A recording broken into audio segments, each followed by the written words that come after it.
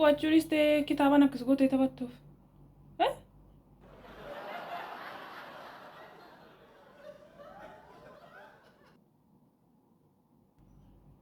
Gatiin kana booddee caalaa hojii wal arguu hin dandeessu. Adabadhuuti gadi taa'ee baradhu gatiin siin jedheeni.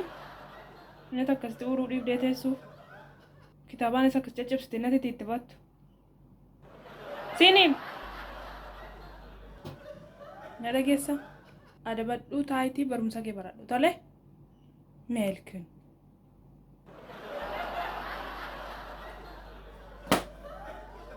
Maaloo na tumuufi? Kottu na tume. Meeshiinii kun baddalamtu. Adabadhuu taayitii qo'adhu tolee.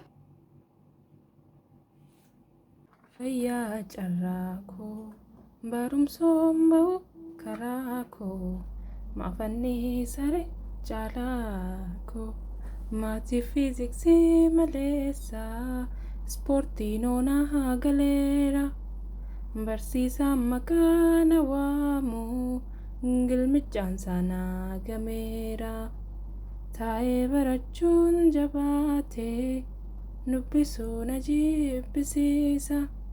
Intiraansii yoo dhiyaate miseejii na shaakalsiisa. Abbaa kuma abbaa bunaatti silaa heerumuun bayeessa. Innis nan beeku nan fuudhu beeksisan baasa maleessa.